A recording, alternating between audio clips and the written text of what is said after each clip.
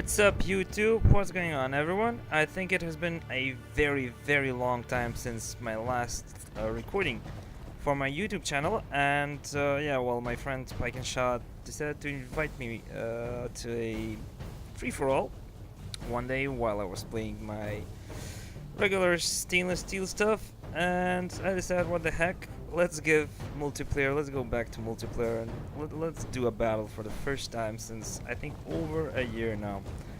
So as I said, it's a free-for-all, and it's 15k, no guns, 5.2 cav, and I'm going with Denmark since, well, as long as I can remember, as much as I can remember. Well, I think those guys had some good melee troops in the game, so the no guns rule shouldn't hurt them, because I'm gonna pretty much build a rush army. So this is a meat grinder army. So I'm controlling Denmark in this corner. I have my Norse swordsman, Norse axeman. I have my dismounted chivalric knights. I have my chivalric knights. I have my huscarls on the other wing. I also have, I think, where are they?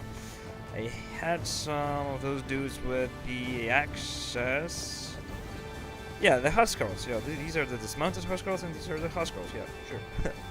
So opposing me in this corner is the Spanish player. He brought along some pike militias, some tercio pikes, town militias, crossbow militias. Yeah, it's a lot of militias, if you ask me, and he had 15k. I don't know where he spent them all, maybe on upgrades, not sure. And this is the first fight, so me against the Spanish guy, and on the other side we have I think it was a Holy Roman Empire here. No, here's the Turks. Here's the Turks, yeah, and this is my friend Pike and Shot. He brought along some Kapakulus, he brought along some Saracen militias, Janissaries, Alan Light Cav. This is a pretty good Turkish army, although I think the no guns rule made them makes the Turks a bit weaker. Of course, because they cannot bring in a no guns fight, they can't bring their Janissary muskets, but they have a lot of quality elsewhere. And opposing him is going to be the Holy Roman Empire. So here's a force that should be that brings terror to the battlefield, the Teutonic Knights. If this guy upgraded his Teutonic Knights, I think they can bring down Jerusalem's walls with a good charge. Again, I haven't played in a while, vanilla or multiplayer, so haven't been in touch with the medieval Total War for more than a year, but as long as I can remember, these guys were awesome. If upgraded, even unupgraded, they were awesome. The Holy Roman Empire guy also has some dismounted Imperial Knights, some police crossbows, feudal knights, armored sergeants. This is also I think it's a similar army to mine, because he also can meat grind. Although he has at least some, ranged elements in his army.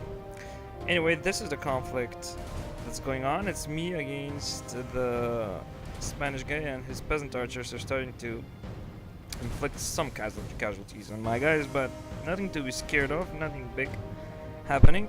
I'm just moving my army in a position so that I can attack, and this is the Pavia map. It's a good map, I think.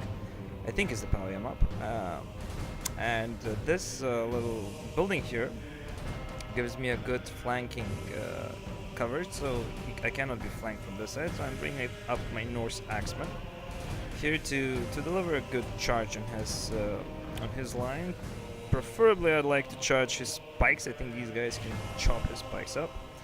I also bring up my line of dismounted chivalric knights up, and these guys are also good for meat grinding stuff.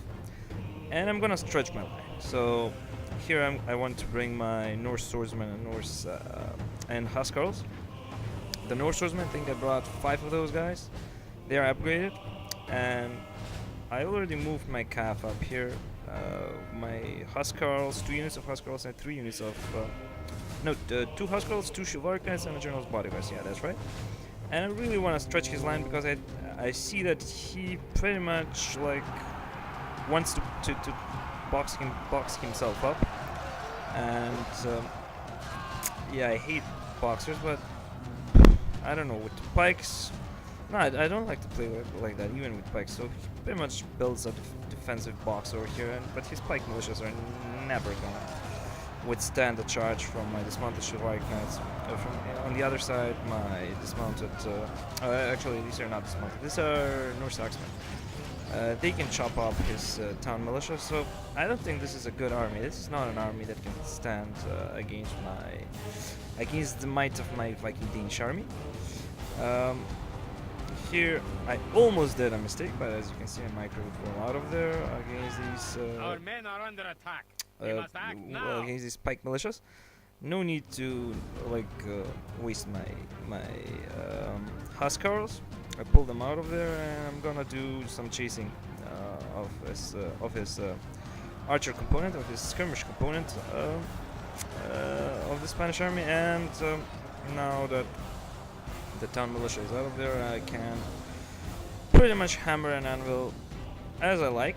And yeah, that's pretty much it from the Spanish player. I mean, I'm gonna do some chasing around now, and he's gonna come back a couple of times, but yeah, he's gone. And my army is pretty much intact. I don't know how many men did I lose. I don't think I lost too many men. Chivalric knights are pretty much intact. My huscarls are intact. Dismounted chivalric knights are cool. My Norse swordsmen barely saw some action. The dismounted huscarls as well. So yeah, I won my battle pretty much unscratched. And on the other side, while the Holy Roman Empire guy is marching towards the Turks, there was a how should I put this? Because it was a no guns battle, there was a small rant from the Holy Roman Empire player that Pike and Shot brought some how do you call them, Nefatuns to the battle. As I said, I haven't played in a long while. I don't think Nefatuns count as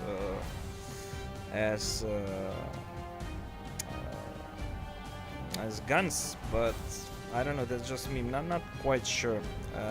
But the Nefatuns are a force to be reckoned with, and I don't know. Maybe the host should have been a bit more specific about the Nefatuns. Anyway, I don't think.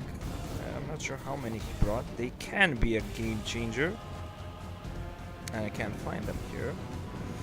In this Ottoman army, here's the Alans, here's the Ottoman infantry. I can't find them. Well, when things will start to blow up and bombard, that's when I'm sure we'll. Yeah, here's the Nefatu. How many units did he bring? It's just one unit of Nefatu. Well, no, two. Yeah, 2 units of Nefatu can be a game changer, but yeah, again, I don't think you can blame Pike and Shot for breaking the rules of this game. Anyway, I kind of took a break from medieval because, well, I had a lot of stuff to do in the spirit in this past year, and I really had little time to play. And now that I'm coming slowly but surely back to my to my gaming, I think I'm gonna stick to stainless steel for the single player part, because it brings a lot of changes and it's almost like a new game. But yeah, the basic game mechanics are the same. I was thinking about buying Rome too, but yeah, all the critique. Yeah, I don't think he should have charged his allies with the smart imperials. I don't know. They went pretty good. So that was a good charge, I guess, because he brought down a lot of dismounted imperialists. Wouldn't expect that to happen. And the Teutonic Knights are a bit too late. The allies are way too fast for them. So yeah, that was a good start for Pike and Shot to this battle.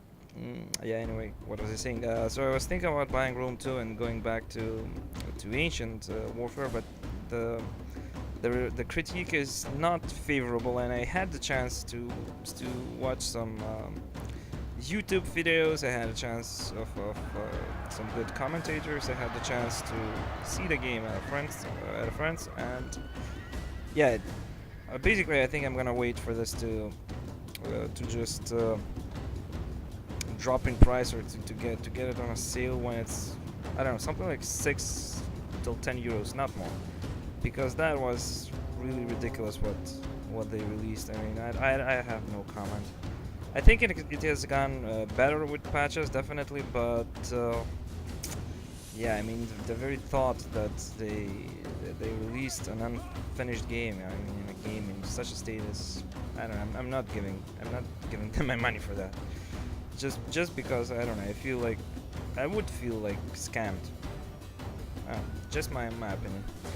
So yeah, going back to this game, yeah, you can see the Turkish player, the Baykanşehir, is retreating now, and I think he's gonna move his force back to this forest over here, and he's got his Janissary infantry still, he's got his Saracen militias, Ottoman infantry, he's got a nice chunk of his army, but the Holy Roman Empire player, well, I think he's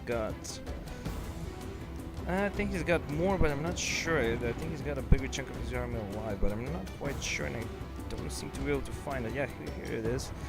Here's the Zweihanders. I don't know why he brought these guys along. I think they're broken last time I checked. Yeah, two-handed guys are broken. I brought along my North Saxman there. I think also two-handed infantry, but I think that the Zweihanders can be replaced here cost effectively for the Holy Roman Empire with another unit, while I really, with the Danes, had the luxury of just bring them just for the sake of having them, just for, I don't know, just for fun. I don't know, just for giggles, you know, because Axemen and Danes, you know, it goes along, but yeah, the Zweihanders, I think, should not be brought along. I mean, a Holy Roman Empire is set up like this. Anyway, and this is good. This is where it's going on. This is where it's going on, and I finally routed, as you can hear the commentator in the background. I finally routed Spain. Nothing much happened on that side. That's why I'm not showing you that part of the battle, because it was pretty boring. I just chased him, and he just came back from routing like 19 times. Some nice battle scenes here, and this is what I'm missing in Rome too. I mean, the collisions until now were just terrible, and yeah, the thing where you have to have a general for your army, I also don't like that. No walls, I don't like that. Yeah, I think they're gonna patch up a bit more after that. After, I don't know, 10-15 patches, maybe it's gonna be a solid game. And here's where the Nafatun come to play. Oh, that cat hurt. Some nice, yeah, those are some nice cool shots with the Janissaries against the dismounted Imperial Knights. Ooh. Something exploded above his head. Yeah, but there's not enough concentration of men over here for Baykanşehir to do damage. I think I really like when I had an early period Ottoman army where I just put 4 Nafatuns or 3 Nafatuns and some Afghan javelin behind the line of the spear militias, and just the spear militias only need to hang on for a couple of minutes, and after that the javelins and these little Nafatun bombs, they do their damage. So when the enemy infantry flops for a split second on my line, when they hold it on my line, I just release absolute hell. So these guys are nuking it out, and I think Baykanşehir is getting the upper hand, slowly but surely. Yeah, but I think both armies are if any army,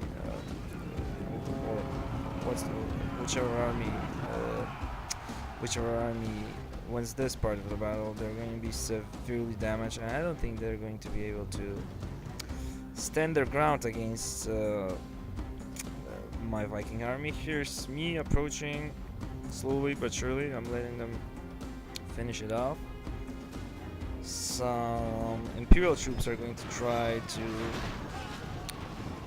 run through my line. It's not going to work very well. I'm going to slaughter them. No, dude, you cannot. No. No. No, back, back, back, and where are you gonna go? And you're gonna hit another unit of mine, so no. Some more Imperial troops trying to run through my lines. Again, not gonna work. Also bringing in my cav, so this is what I'm left with. I have my Huskarls pretty much intact, Chivalric Knights in very good state. Yeah. Then I have my dismounted Huskarl. This unit took some damage. Well, I don't know, 1/4 I think, or something lost. My Norse Axemen. These are my two-handed units, but as I said, these are just for flavor because I have so much melee troops and the basic idea of my army is melee. So yeah, I could have brought I think 2 more units of dismounted Huskarls and upgraded or something. But who cares? I mean, with so many good melee units. Then I have my Norse Swordsman pretty much again intact. 1, 2, 3, 4. Where's my 5th unit of Norse Swordsman? Here it is. There's 2 or 3 of these units are very heavily upgraded. Here I have also my dismounted Chivalric Knights also pretty much intact, and here the only unit of I think Imperial still left is gonna try and fire something at me. It's not gonna do a lot of good. I think Pike and Shot had the idea of trying to wait for me on this hill, but what's he left with? Some Ottoman infantry, Kapakulu, some Turkish archers, what else? Another unit of Ottoman infantry, they're very tired. Janissary Pike infantry. Janissary heavy infantry, sorry. And Saracen, yeah, I don't think he's gonna be able to stand his ground even on that hilltop. And this is the carnage that was left after the battle between the Imperials and the Ottoman Empire and the Turks. So real carnage. Look at this, real carnage. And yeah, here also I think the Holy Roman Empire guy admits defeat, and I think, yeah, that was a Holy Roman Emperor that admitted defeat, and that leaves only the Turks. But yeah, as you can see, the killing meter, the battle meter shows that the balance of power is pretty much in my favor. So Pike and Shot is gonna admit defeat also at any moment now, and this was a good battle for a first battle after I don't know, year, 2 years. I think I was okay, let's put it that way, but the army that I faced wasn't, I don't think it was well built. Plus, Pike and Shot and Sandy duked it out really nicely, so I wasn't left with much to kill after my part of the battle. I lost only less than 200 men. I didn't kill the most men, but it was, I guess, a last man standing scenario. So Sandy and Pike and Shot both killed more men than I, but I was the last guy standing.